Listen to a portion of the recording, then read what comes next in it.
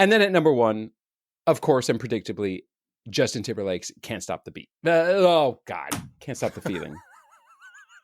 Okay. What's at the top of your 3 lists? Is it Scott Joplin, George Gershwin, and... Anyway. And this is Gatriarchs.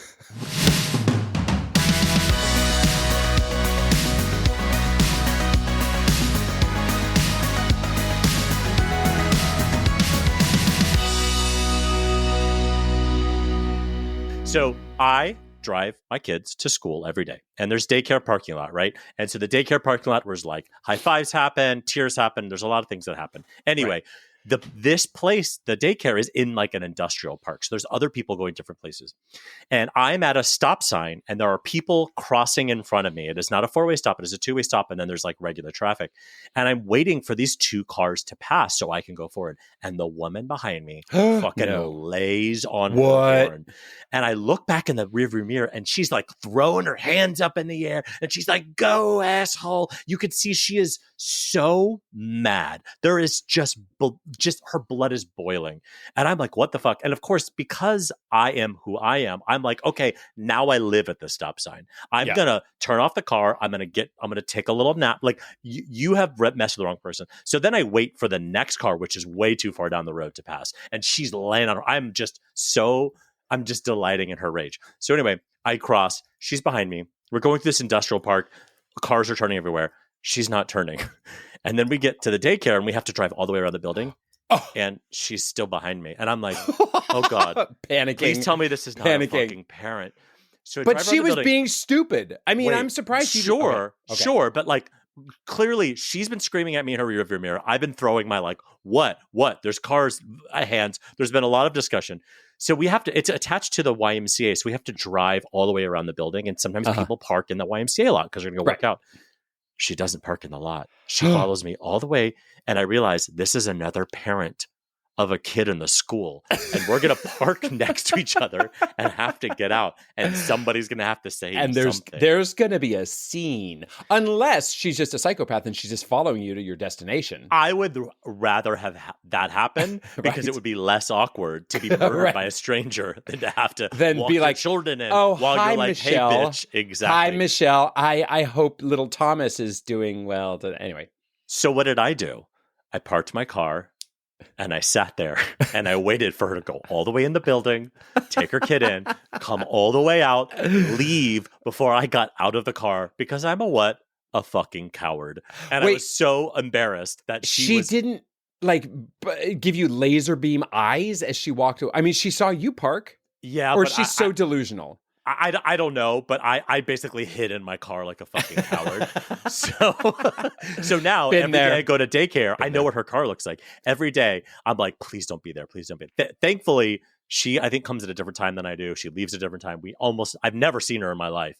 But yeah, that was my road rage got checked. And I was like, oh, this is so fucking awkward. There's a teensy part of you that could have taken the high road and been like, you know what? Maybe she's having a really hard day. Gaven, have you met me? I've never taken the high road. Yes. You're talking Michelle Obama here. When they go low, we go high. When they go low, I go subterranean. You're Sarah Palin, not Michelle Obama. That is correct. No. I mean, don't worry. I was not going to blame you for anything. I like the idea that maybe she was having a hard day does not justify her actions. But also the fact that, like, if she was having a hard day, like, if she's so passive aggressive, she can't, clearly not aggressive enough to come over to you and go face to face, huh? Which but we is all exactly have our what kids you were with petrified us. of.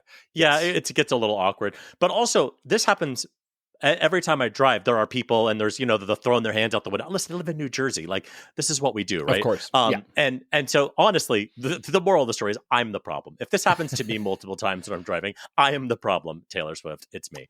But you know what's not a problem? Tell me. Fall festivals and apple picking and hay rides. Oh my God, you're such a basic bitch and proud of it. I am so basic, but we did all the things. So it is officially November 1st today. Yep. The kind of like hayride season is mostly wrapping up, and it is. It's kind of peaked, but Yeah. we can still get it in for a few weeks. I feel that's what she said. But I feel like that's what they said. But the very beginning of October, I feel like is the best time because it's just starting to get a little chilly, but the apples are still on the trees. Yeah. I've waited till November a couple times to go apple picking, and they're like, "JK, we don't have any more apples. So thank you. You can rummage some off the ground that have already been eaten or thrown by terrors. Like the terrorists that my children are when they want to pick stuff and just throw them. And I'm like, well, not paying for that, but well. But I'm so basic. Like I go to those places and, we had, corn mazes and hay rides and there's like pumpkin chucking and all that kind of stuff. Really? But I'm like, this is a full on festival with it's a whole competitions whole thing. But it's the general store that gets me. I walk into that place and there's so many homemade pies and like independent companies making chips and all the fucking bullshit you buy at a farm stand. I leave there hundreds of I have so many pies upstairs. It would blow your fucking mind. I'm what are you going to do with them? Are you going to freeze the pies? How? Or are you you're just going to eat the pies? You drink. I drink. You eat. No, it's more of like I have like a slice of the pie. I feel super shameful that I even bought it. I know I'm going to keep eating it, so then I give it to a neighbor. And that's how the process goes. With one wedge taken out of it. Yes. Now, fall festivals and apple picking. Okay, I grew up in Colorado. We didn't have apple picking growing up, right? What we did was we picked our own apples because we were farmers in 1876 because we were homesteaders, right? But homesteading and mass shootings. That's kind of what you had. Jeez. Oh, gosh. Sorry, Is that Colorado. too much? Should I delete that? All three listeners. No. Yeah. We get it. But anyway, so it has been fascinating to me. Maybe I just wasn't paying attention to apple picking until I had kids, right? And then also in tandem with the rise of social media, I'm like, did apple picking exist before 2007 when people just did everything for the gram? But the amount of every single family who has newborns think that they need to take their 8-month-old to an apple picking farm, right? And take all the pictures. Yeah. Oh, I did too. Yeah. But I'm like, did people do this 20 years ago? Probably not. Or maybe they did. It was but it is for sure like a thing. Like it is a thing you do in the fall. And I don't think it was before. Right. Was it an East Coast thing though? I don't understand. Hey, listener out there, Mom, message us and tell us if people in New Jersey and Connecticut were obsessively and making an annual tradition out of going to fall festivals and apple picking and whatnot. I never had it when I grew up. But I grew up in Florida. And so that's we just had alligator wrestling and meth making and all that kind of stuff. But not orange picking. Notice there is no Instagrammable orange picking. Halloween was last night. How was your Halloween? I mean, girl, I'm a little hungover. Are you in a little bit of a diabetic coma? No, just literally an alcoholic coma. That's right. I forgot. That's right. I'm the eater and you're the drinker. Yes, yeah. I do have to say, Halloween gets more and more fun for me every single year because I am that guy who wishes that he was still in college. And luckily, in my very small town, we have a very fun Main Street crawl that is the whole town is out for it. It's straight out of the Gremlins movie. I know that is so obscure, but you know what I mean, right? Or I E.T. know exactly what you mean. Not E.T. I mean, E.T. was very suburban door to door. Ours is just a cute little main street, and it's not a parade, but the kids run wild and the parents pretend to keep up with them. But when your kids are 10 and 12, you're like, whatever. Text me. I think that's been a new layer for me for Halloween is like seeing it through a kid's eyes is one of the rare things that's actually really fun that way. Christmas is the same way where it's like, okay, there's like an added layer here. Otherwise, fuck the kids. But I still didn't dress up because I am just a bit of a ball humbug. And considering that a lot of my career has been dressing up in really nice costumes that cost, not $72 from Walgreens.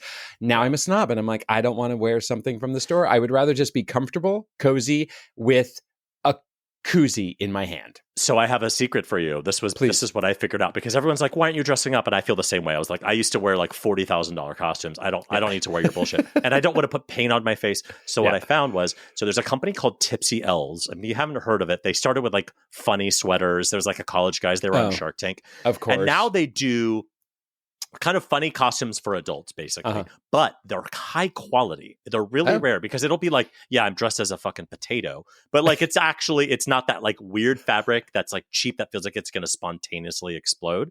So I bought one of these. It's one zip. It's a full, like a jumpsuit with a hood. And it's a skeleton. It's all black, but it's like got a skeleton painted on the front. And you can zip up the hood in your face. And then it's like a full body thing. But it feels like wearing a swobe or a slanket.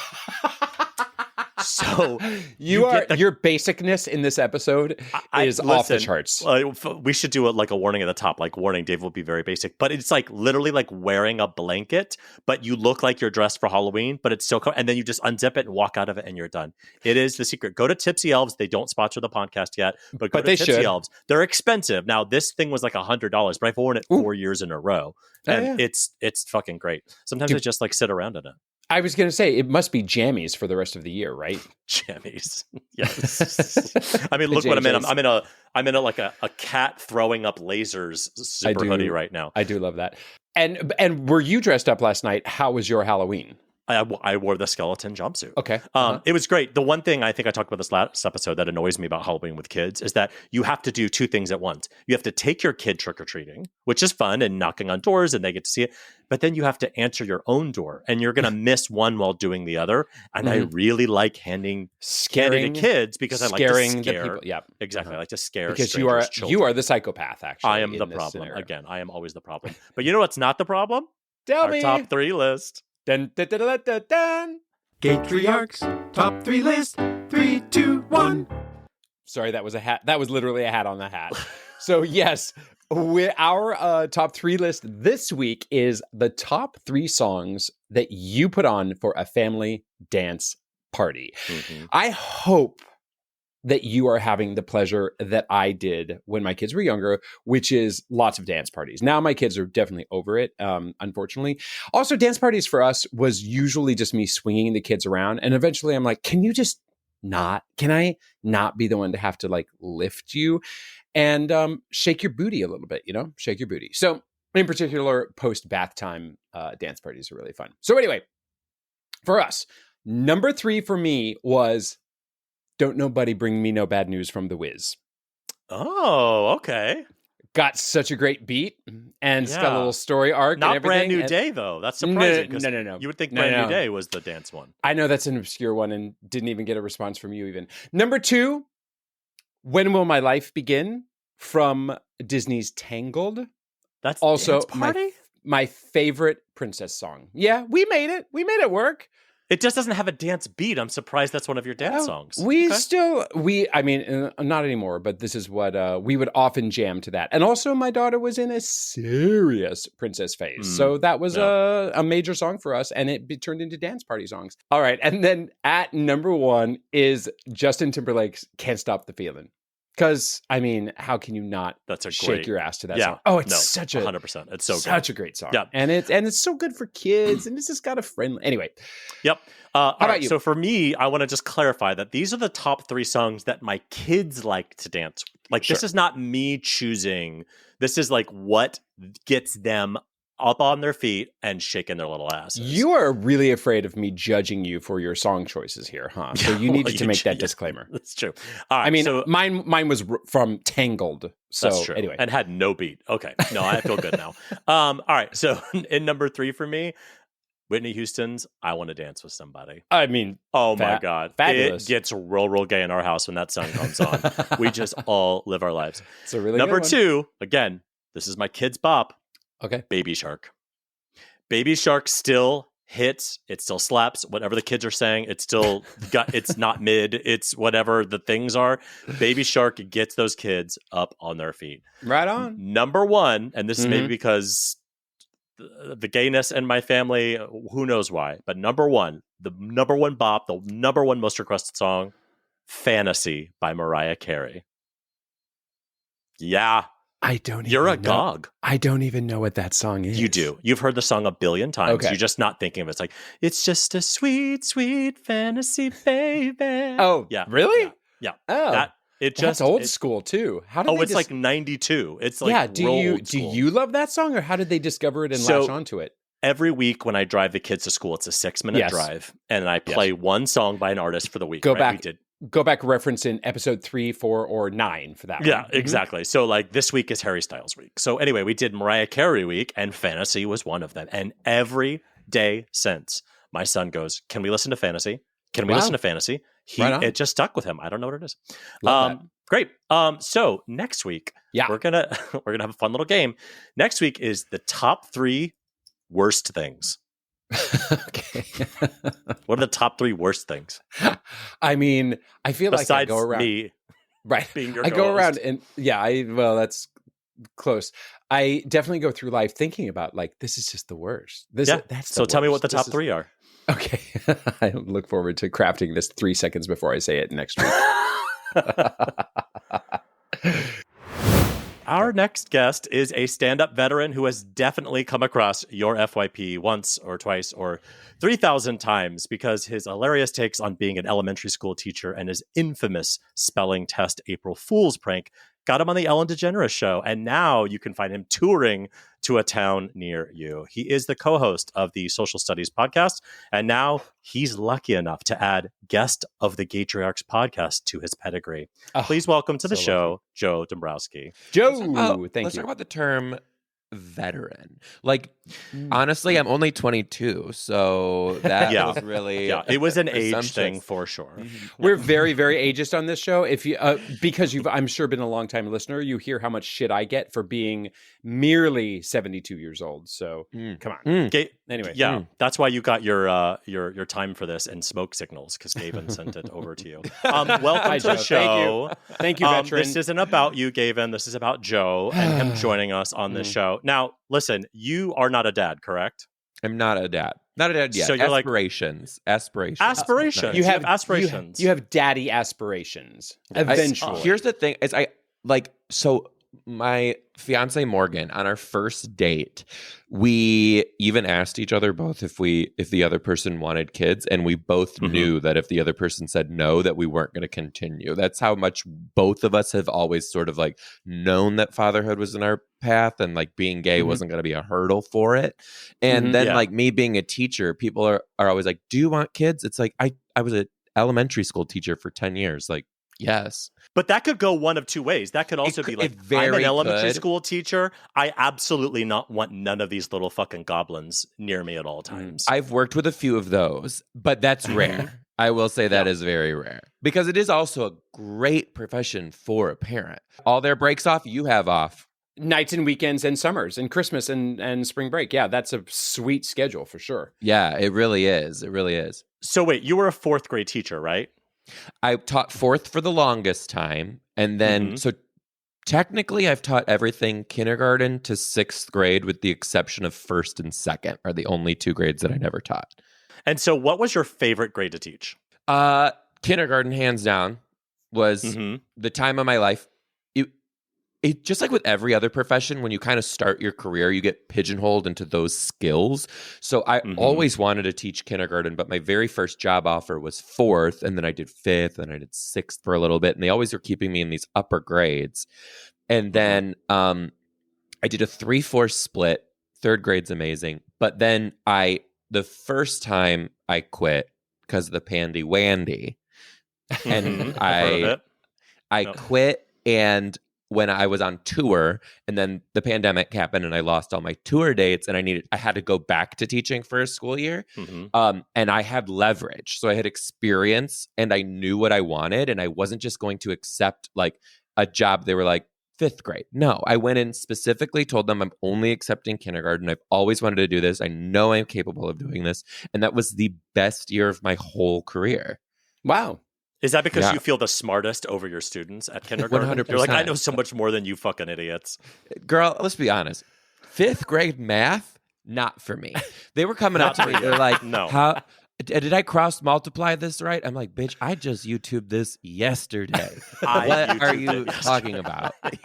They're like, if poppers come in a pack of 6 and you use 2, you're like, I can do that math. That's the math I can do. 6?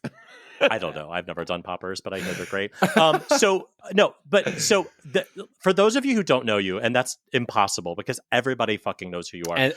And they should, for sure. And they should. But let's talk about why you kind of all of a sudden jumped on the scene, even though you've been doing stand-up for 13 years. Was you had this, it was a TikTok, right, initially? That was an April Fool's prank you did to TikTok your kids. wasn't even around. It actually, right. the original video, it was the 1900s. It was actually chiseled in stone. I posted it on Facebook originally. Oh my God. He's Facebook old. Yeah. But I got to tell you this too. It was kind of crazy. The number one question that I always get is like, was that a mistake, that video?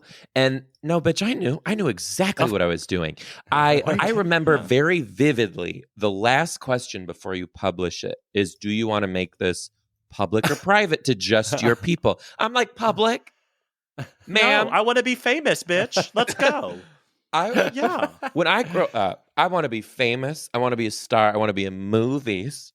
When I grew up, is this song too young for you guys? Thanks to my 12-year-old daughter, I'm familiar with those lyrics, yes. Gavin is more of like a George Gershwin, Cole Porter sort of world. Yeah. One of those. Anyway. She just sits around the piano and is, I got you. I know the type. Hey, who doesn't love a cabaret? Who doesn't love a cabaret? Seriously. But yeah, it was on Facebook. And I also, here's the one thing, is I posted it like algorithmically, everything was wrong. I posted it at 9 o'clock in the morning, terrible time to post, especially 9 o'clock Eastern time. I didn't use any hashtags. I barely wrote a caption. It was set up for failure. But that one little tick of making it public is what set it off. I knew it had it was fucking hilarious. Yeah. And the content rose to the top, right? Like my personal favorite, everyone has their probably favorite fake word that you created. Mine was obviously the Rol-aska-tox because that one clocked me. So that people were like, is he? And then I said that. They're like, he's a Joe. Does anybody say is he? Is that real? Girl, you should read the comments. I had to go in the next couple days, and some of these women were like trying it. I was like, honey, wrong tree. This is a redwood, but this is not for you. Funny story though about that Rol-aska-tox part specifically. My boss was freaking out about all the articles that were coming out, and one because they were jealous of all of the attention. First of all, but one of the articles that came out was starbooty.com, which is like a gay, like UK based, like exploitation. It's like Sean Cody, where booty actually means something completely different in the UK, and we don't even know what that is. But okay, fine, totally. But the headline was "Handsome Gay Teacher Goes Viral," and that was the first article that came out that was straight up like, he gay. So my boss called me into his office and he like pushed the article across the desk. He's like, what do you think of this? And I was like, I think the UK thinks I'm handsome. I was about to say handsome is the only thing I heard in that whole thing. I was like, what the hell? I go, how many like FMLA, HIPAA, OSHA violations are you going to break with this, sir? I will literally call also Reverend the Al drama Sharpton. of pushing a printed version of it across the desk. Literally. And why do you have subscription to Booty Star? Exactly, man. Yeah. Wait, he's like, I saw this on Check Hunter. Can you explain this? And you're like, I have a question for you. So someone sent me this on Adam for Adam. Yeah. For sure. Don't know what that means. In the fallout from all of this, though, were you ever actually scared for your job or scared that people were going to come after you, the parents and administration and superintendent? Yes, big time. Yeah, my superintendent was not having it at all. And here's a little thing about me. When you tell me no, I do it 10 times harder. So he actually sent me a personal phone call when it all started to go viral, telling me that I was not to accept any press. And I was like, bitch, you pay me $32,000 a year. I'm accepting all press. All press. Yeah, all press. There are free granola bars at those TV stations. I'm going to every interview. Yeah. Specifically, when Ellen called, he told me, you are not to accept Ellen Degeneres. And I called him back the next day and I said, I've already accepted. I was not asking for your blessing. I was calling to tell you I'm going. He literally and you're welcome for all of the press that I'm bringing to our school district. Bitch, is that not the goddamn truth? You're but also fucking you got welcome. $10,000 for your fucking class and $10,000 for yourself. So it's like, bitch, why are you barking at me? You just got cash. Come for me. Check your lipstick before you come to me, to quote Naomi Campbell. But he called me. This is, you want to hear about public school dollars wasted. Paid for a crisis intervention specialist to have a special meeting with me to prep me on how I am supposed to answer potential questions that could be asked on the show. Oh, I sat there. I played the game. As if. I played the game. Yeah, I played the game. I was like, oh yeah, sounds great. If I'll deflect, blah, blah, blah. I went fucking to LA and I was like, bitch, this is my moment. And I made it happen. And he even had the audacity to say to me, he's like, this is just your 15. Don't get crazy about this. And I was like, 15? I'ma milk this shit, bitch. Because I'm a public school teacher and you give me no choice. Could you believe that? Like, literally, I was like literally looking at him. I'm like, you've been a teacher. You know I'm on to greener pastures with this. Like, the least you could do is say, spread your wings and fly. Which is what's so frustrating about it, is because there's a lot of people who, when faced with that pressure, would have just been like, okay, I guess I shouldn't do it. And then they don't get to rise to something better. And what I so appreciated, and I was talking to you yesterday about this, was like, you're like, no. Like, I am not going to let this die. I have 13 years of stand-up experience, and I'm going to leverage this for the next and the next and the next. And I'm so glad you did, because you came into all of our lives and you're fucking hilarious. And I've seen a lot of your stand-up just via your like Instagram and stuff. And I'm for sure coming to your shows, but like it's almost like if you had just been like, yeah, I should just know my place, then you would have just been so fucking miserable and your talent would have been out there. No doubt. And that's a sad teacher quality. Is so many teachers will just accept what's happening rather than like standing up for it, because teachers really, first of all, you get paid so little, and it's risky to not make that when that's what you're making. And the red tape and the hands behind your back at all costs, like it's hard to use your voice and advocate for yourself. But the teachers who I've seen succeed most in and out of the profession are ones who believed in themselves and doubled down on their own worth. And, you know, and that's sadly, in the state of education too, we're not going anywhere until teachers come together and buck up to say this shit's over. We got some time, but it will happen. So you were on Ellen many times, correct? You were on not just one time. Yep. Yeah, 2 times. So many. Which is many. Yes. But wait, so Ellen has been in a little bit of hot water lately. So that's a little maybe of a separate tea. But like, you were there. Do you have any like tea on Ellen? I do. Spill it. So, first of all, when all of that started happening, it was crazy how many like news outlets and things would reach out to me for like the cover story. And I gotta be honest with you, all of that bad press is the opposite of my experience. First of all, they brought me on the show, and you know, I was one of those segments where it was, we found this funny viral thing. Here they are in person. And so they straight up told me, they're like, we know you're a comic. This is not your last comic standing audition. We're painting you as wholesome teacher. This was a mistake. And now it's viral. And here you are to meet Ellen. And I was like, happy to be here. Thank you for that moment. And then they said to me, so this is her job.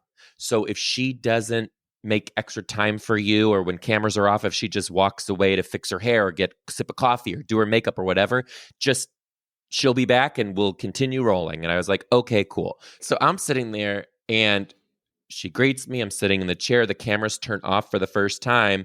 And I'm like, I'm not supposed to talk about comedy, blah, blah, blah. And as the minute the cameras went off for our first commercial break, she turned to me and she goes, hey, I heard you're a comedian. And I was like, yeah. She's like, well, I saw some of your other stuff. She's like, you're very funny. And I was like, thank you. She goes, no, I don't think you understand. Like, you're very funny. You need to do something with this. And I was like, fuck. And then the cameras turned back on. And I was like, I fucking love that. I love that. It lit such a fire under my ass to like go even harder.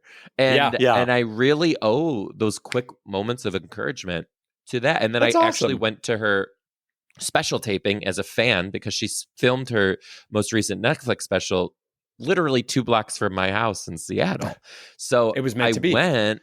and she recognized me, and they gave me the microphone, and she was like, the teacher. And I'm like, yeah. She's like, what have you been up to? Tell everybody where they can find you. And I was like, I'm actually about to go out on my first tour, and it's because you said this to me, and everybody was going crazy. And I was like, this is bonkers. Yeah. That's amazing, because listen, I work in television as well, and like there's sometimes people who are really vocal or aggressive, or like we need to get on track, can be painted as something bad, and they're also really bad people. But I so appreciate artists, because it's our job as artists to pass things along, to help bring people over, but also to pay it forward. Exactly. And like Ellen, obviously, she's doing okay. I think she's doing fine. She can pay it forward. And I don't mean like giving you $10,000 checks. I mean, those little moments, like you said, lit a fire under your ass that probably will affect your life more than $100,000 for the rest of it. If somebody said, did you want the money or that moment that you had with her, I would always choose that moment that I had with her, because it was he's writing monumental. Like that was a huge mental shift in my thinking that pushed my career to where it is now and will continue to go. I think about it literally every day. It's crazy. So this is a beautiful story, and it's wonderfully schmaltzy, and this is absolutely in my vein of gratitude. But can we bring it back to parenting, which I know is somewhere in the future, hopefully for you, if you want it or if you don't. But as a teacher, you have incredibly valuable insight to how not to raise an asshole. And David and I have already raised 4 assholes between us, so we need help. I'll say this, for the most part, I want to say through my experience as a teacher that most parents are really true. Most parents, not all, are really trying their best. But I do have to say, from my 10 years in the classroom, never has a helicopter parent resulted in a good thing with the kid. Never once. Okay. Free range is best. Yeah, for total feral. Farm to table. Yeah, farm to table children. No, but the kids who have helicopter parents, the kid would either turn out one or two ways. Either they are so codependent and they cannot function on their own, and their anxiety is so high, and they give up and would throw a tantrum until you're giving it to them, or they're just so fucking mean and rude because they know their parents going to come to bat for them regardless of what other people are actually saying is going on. So like it's never and I've had some very difficult situations too with some students with some very severe medical ailments. Like I had a student who had a trach at 10 years old, had a trach. Wow. And couldn't tie his shoes. But he's 10 years old. And I had to say to the mom, the problem's in the throat, not the hands. I've heard that before, but in a different situation. No. But I did have to tell her, are we gonna coddle him for the rest of his life and he's always gonna have Velcro shoes? Are we going to always do bumper bowling because you're not allowing him to, we're not making him try? And those are and she was a major helicopter parent, and I get it. Medically fragile, very scary. That's your baby. I totally understand. But it takes a strong teacher or a strong advocate to be like, you're coming from a place of good, but it's actually in the long run doing harm. So we need to cut it a little bit right now, because this baby's going to middle school and they cannot be walking around with depends on. They got to know how to wipe that ass, girl. Yeah, they got to learn how to deal with a pack of teenagers calling you faggot, which was my entire middle school years. Girl. But so it does take somebody like you to be brave enough to put their neck out a little bit to saying something to risk them going, how dare you say that? You don't have kids. You don't know anything. Like you kind of stuck your neck out, but I think probably in a really good way. Did you ever have any kids with gay parents in your classes? Yes. Multiple kids with gay parents. Never two dads, always two moms. And you treated them differently, hopefully. I actually am a lesbian. So lesbian moms and I were like a force to be reckoned with. Yeah. We were like thick as thieves. Were they super helicopter mommy also? No, they were great. They were buzz cut, softball, Subaru Outback, rescue pit bull, League of Their Own, lesbians. So they were very much like, get messy. Come back when you need me. And I was like, I love you, You can't Cheryl. slide in a skirt. Yeah. No. Hey, cowgirl, see the grass? Don't eat it. Yeah, very that. So you're also getting married, like you said, to your wonderful fiance next year. Bravo. I am just curious where your mind is at as somebody who has gotten married to a gay person and has experienced the gay industrial wedding complex. How's it going? How's that checkbook? Baby, pause. Dramatic pause. Dramatic pause. This is the busiest tour schedule of my life, and it is fully for this wedding. It's unbelievable. It's just to pay for it. It's just a pipeline from the seats into the wedding dress, huh? It's unbelievable. Now, here's the thing. David, I was telling you yesterday, Gavin, I haven't told you yet. With my career, it is very me, look at me all the time, look what I'm doing.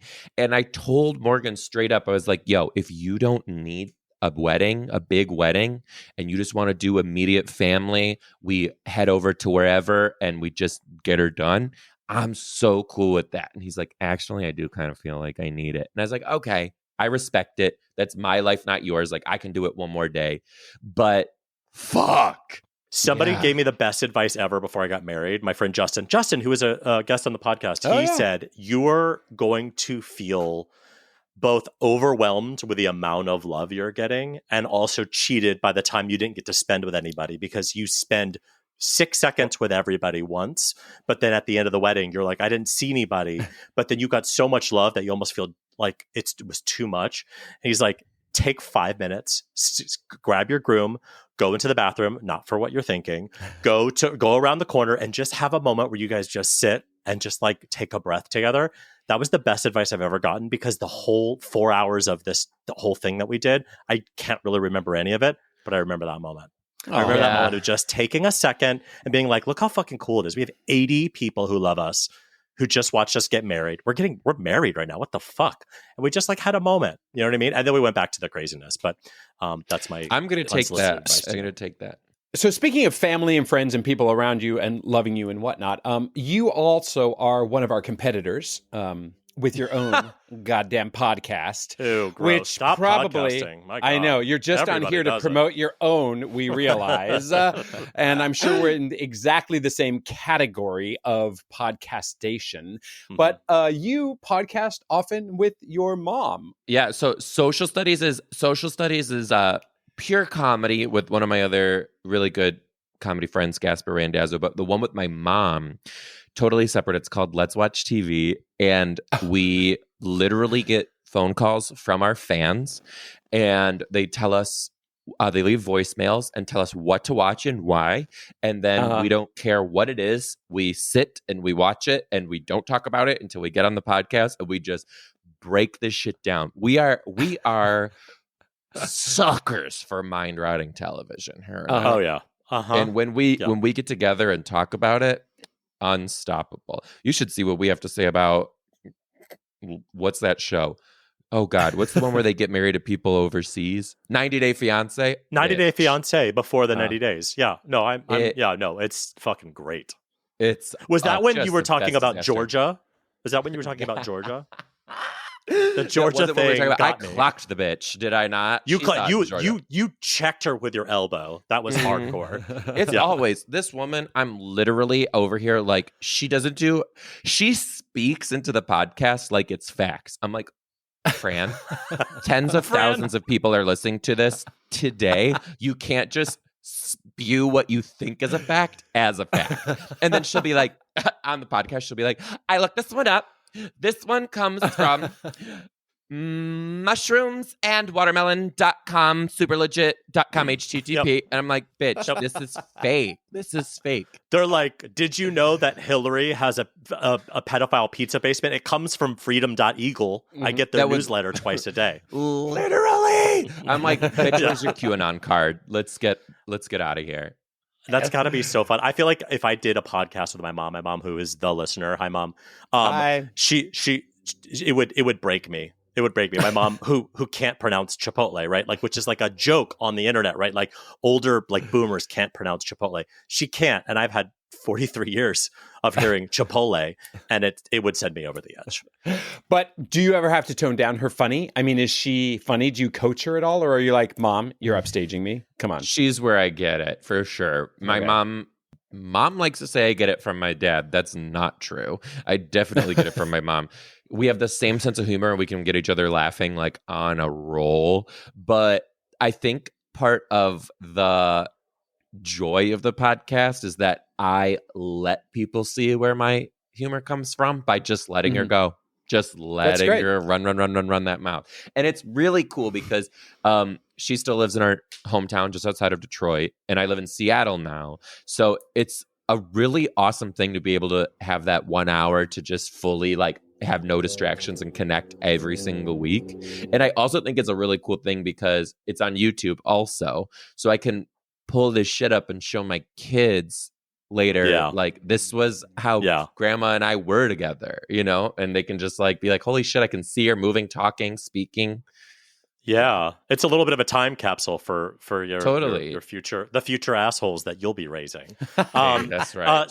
Speaking of, so you are not a parent yet. Maybe someday you will be, and we hope you are because we want to bring you back. Maybe when you come back, when you are a parent, so we can talk about how your life is different. But because you are not a parent yet, I want to try a game with you, and I have written 6 rapid fire questions. Yes, and they are about parenting, and these are questions you need to know the answer to. If you're going to be a parent in the future. Okay. Are you ready? Well, shit. I don't know if you are aware of this or not, but the best parents are pre-parents. Before you become a parent, you are the best parent. And then you spend the rest of your life realizing what a shitty parent you are. But so this is why. God damn, Gavin, you just hit me with a sack of reality. Okay. Yeah. All right. Are you ready? Yep. Let's do it. Here we go. All right. A woman walks up to you pushing your kid in a stroller. What question will she ask? Where's the mom? Where's the mom? Correct. Where's the mom? Number 2, when your kid pukes all over themselves in the car and you don't have a change of clothes, what will they wear? Nothing. That's correct. They're a naked baby now. Who is the most destructive person in a baby's life when it comes to diet, rules, bedtimes, and moderation? Me. Grandma, incorrect. Where should you buy clothes for your kids? Goodwill. Incorrect. You get them for free from a friend who has older kids. What does 3T mean when referring to a kid's clothing? It's like they're like 3, but they're big. It's like a big 3, like a tall.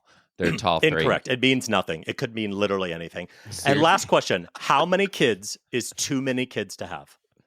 1. Correct. That's correct. Good job. You got a good 5 out of the 6. Yes, that was excellent. Damn. Well done. Yes. Hold on. Break down that 3T. So here, what it's supposed to mean. So you have newborn, 3 months, 6 months, 9 months, 12 months, and then you have 18 months, 24 months, and then you have 2T. 2, 3, 4, and sometimes 5T is supposed to refer to their age. You have a 2-year-old, 3-year-old, 4-year-old, 5-year-old. But what you will soon find in kids' clothing sizes is 2T from Gap, just like if you're buying pants there, does not mean 2T from fucking Carter's. My 20-month-old daughter wears 4T in some of the clothes. So clothing sizes don't mean anything. It's all meaningless. So much of it is absolutely meaningless. But what was not meaningless was your answers to all of those questions. I can't believe you got 5 of those. I literally was like, I knew the grandma one. I should have. I knew better. And my mom will be horrible, but I'm going to let her do it, I guess. It is amazing to watch your parents, and you're like, you used to scream at me if I had a banana because you said there was too much sugar, and you're going to watch your mom feed your 3-month-old Pop Rocks. Yeah. It will for breakfast. Pop Rocks and Coke for breakfast. He doesn't need to brush his teeth. He's my little angel. Yeah, we're trying to get him a deviated septum. Yeah, that's it. Yeah. How's he gonna get diabetes? How's he gonna get the sugars if he don't eat some sugars? Hello, you want some maple syrup on that sketty? Well, all 7 of our listeners in Mississippi have now unsubscribed. Thanks. Well, we did our job. We did our job. I would love to talk to you forever, but we can't because it's illegal. But I do want to leave with one last question, if you don't mind. I'm curious to what you think because you're a pre-parent and you know everything. How do you think you're going to be an amazing dad, and how do you think you're going to be a shitty dad? Oh fuck. Yeah, we're getting real here on Gaytriarchs today.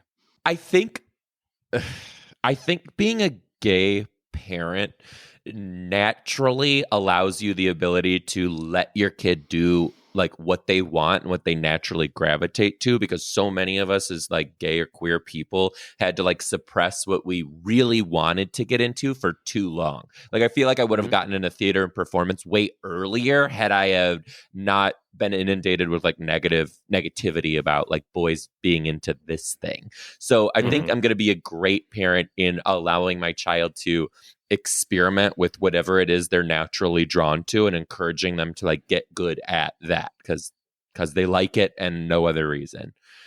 I think I will flounder in the area of discipline. I think I'm going to be way more strict than I assume I'm going to be right now. And Morgan's going to be the exact opposite. Like I am going to be dad, there's no fucking around. And he's going to be the dad who I say no and then they run to him. And I think I'm going to have a reality check of my expectations with that. My partner, one time I was complaining to him that I'm always the no dad and he gets to be the yes dad. And at one point he said, I mean, I'm like the gay uncle. And I'm like, oh don't you dare. Oh, don't you dare. That's shady. I was surprised because if you had asked me that question before I was a parent, I would have been like, yeah, I'm going to be too chill. I'm going to let the kids stay up till midnight, whatever.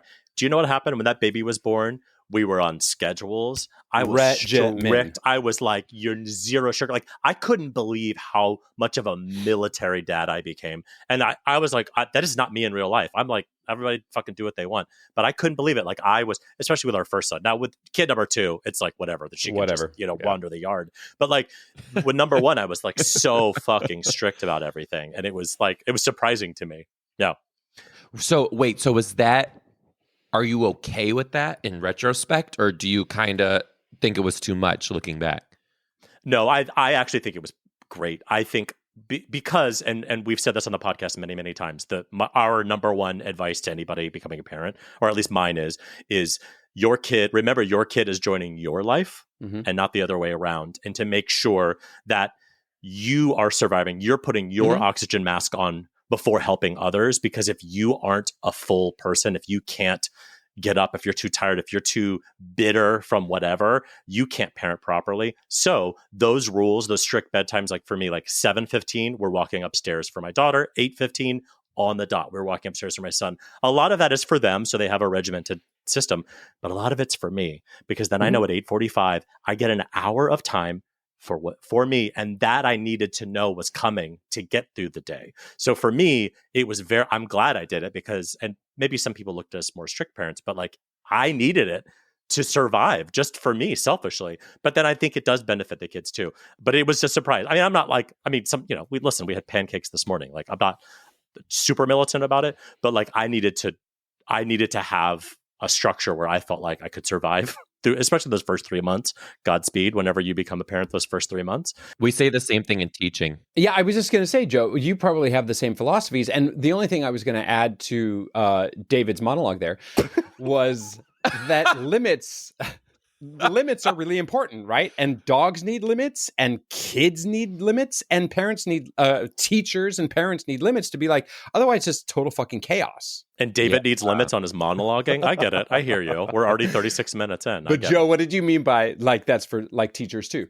No, we say that all the time. Is like if the teacher is not showing up to work as their full self, then you have nothing left to give to the kids, and that's the biggest issue with education as a whole. Is nobody's looking out for the teacher's well-being, and we're making teachers stress to the absolute max, and then expecting them to perform miracles every single day when they're even struggling to. And this isn't. I'm not exaggerating here. When they're struggling to feed their own families. Yep. Yeah, no doubt. So how that it's so amazing to hear you say that, because I think what you just did to me is helped me realize that there's so much more to my experience as a teacher that will make me a better parent, so much more than just what I did with the kids, you know? Yeah. Mhm. Yeah. That's great. Absolutely. I'm glad you said we don't try to inspire people on the show, so I apologize for that. Enough of that honesty. bullshit. Honestly, it's like, regardless of comedy and whatnot too, I super appreciate the truth. And it is oftentimes rare to talk to other gay guys who want kids or who have kids or who, like, this is their journey. So maybe you weren't trying to be inspirational, but it was awesome to hear. It was awesome to hear. And now drop your OnlyFans link. Yeah. You can find me at David F. Von XXX on OnlyFans. $7.99 this week only, 50% off. Did you girls hear Twitter is going to exile explicit content? What are we gonna do? That's the only reason I still have Twitter. It's literally like, if you ever want to know who I'm into, look at who I follow. It's literally it's literally the only reason to use Twitter still. You get rid of that. It's like Tumblr. It's like you got rid of porn. Like, now what, I'm going to blog about my fucking like bracelet making business? I'm out. No. I'm out, Mr. Musk. Bye-bye. I'm out. Good. I'm so fun to watch you spend $100 billion in the course of 6 months. But yeah, good luck. I'm not interested. But like, all joking aside, that this is why we started this show, is because I also felt this vacuum of when gay guys became dads. They became these sterile, perfect, Instagrammable J.Crew families. models. And I was like, why am I having an experience where I have regrets, or I'm pissed, or I find myself yelling, and I didn't like, I had this complicated life, that on top of, like, I'm also a sexual person, I'm also married, I also have a career, like my whole person got reduced to just being a pretty gay dad. Excuse me, a really handsome, sexy, hung, six-pack hat dad. But I wanted to be able to kiki with other gay dads and talk about wiping butts, but also talk about sex, but also talk about politics, but also, being a full human being. So when you become a dad, whenever that is, it could be tomorrow, it could be in 10 years. Don't start a gay comedy podcast to compete with us. Whatever. All, rising tide raises all boats. But do come back on the show and tell us all the things you were wrong about that you thought you were going to be right about. Consider it done. Thank you so much for joining us. You're my favorite. If you don't already follow him, please do. You've already followed him. Everyone out there already follows you. But they can find you on tour. Tell us a little bit about where you're going to be. Oh my God, all over the place. I'm coming up and doing a little stint in Omaha, Kansas City. Wait, remember, Joe, today is November 1st. Remember, November 1st. Then right now I'm in Buffalo, and then I'm going to be in New York City, and then I'm going to be in Albany, Syracuse, Hartford, Royal Oak, Michigan, Tempe, Raleigh, Seattle, Vancouver, Portland. The list goes on. You can get your tickets at MrD3 You have to pay for that dress. You really do. This is free ad space. But wait, what's happening on the 5th? What's happening in 5 days? November 5th, my first ever comedy special will be dropping on YouTube. It's called Don't Eat the Crayons. Yes. I took all of my teaching material, all of the stories from specifically teaching kindergarten, and rammed it into one special.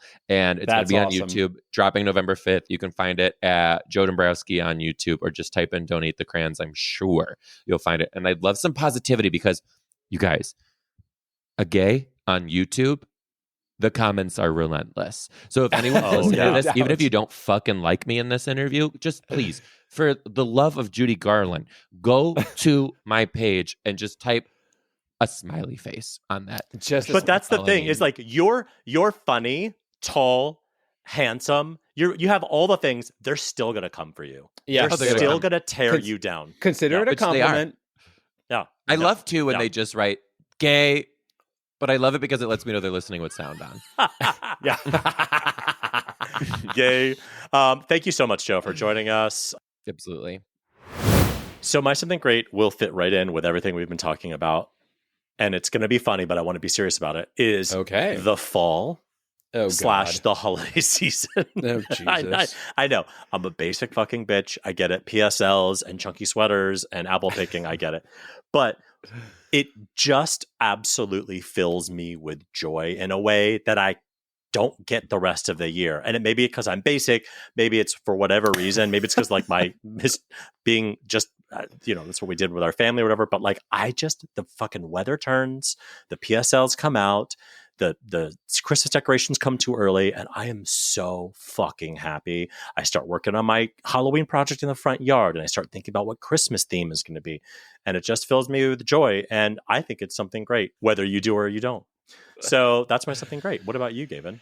Well, I'm this week I'm going with my something great as being trash collectors, because this last weekend when I happened to be watching the trash. Our trash collectors came up to the house and they pulled away our stuff on Saturday morning, and my son looks at me and goes, "Thank goodness for the people who do the work that I don't want to do." Your and I thought, son said that? Yes. And I'm like, hey, look how that gratitude is being pushed down through the generations. And I am so grateful for all of, I mean, it is something great that I don't have to take the trash out. I mean, take it any further than just the curb. Yeah. And I do have to do that with our recycling because it's New England, and in New England you have to like drive your recycling to recycling places and whatnot. But there is instant gratification there. Anyway, I'm waxing way too poetic. I appreciated that my kid showed full on gratitude for doing the work that needs to happen to get our society through the day. And something great is those trash collectors. I will say that like the two of our like consistent trash collectors are like super hot, and in the summer we'll wear like sleeveless and like baggy shorts and you see things, and I very much feel the same way about being appreciative. But there's also a weird part of me that thinks it would be really fun to be a trash collector, because it's the opposite of what I have to do as a director and a writer. I'm thinking like big, and I'm thinking of all the departments, I'm thinking about so many things at once, versus when you're a trash collector, you're like, I'm going to put that in there. And there's something so attractive about like the mindlessness of that. But really it's about the hot ones. And it's instant gratification of hot dudes who are immediately cleaning things up, and you can see the results of it. And you can see if they're wearing underwear or not. And that is our show. Our show. If you have any comments, suggestions, or general compliments, you can email us at gaytriarchspodcast@gmail.com. We're doing really great today. Or you can DM us on Instagram. We are at Gaytriarchs Podcast. On the internet, David is at David FM Vaughn everywhere, and Gavin is at Gavin Lodge on trash.com. Please leave us a glowing 5-star review wherever you get your podcasts. Thanks, and we'll pick your apples next time on another episode of Gaytriarchs.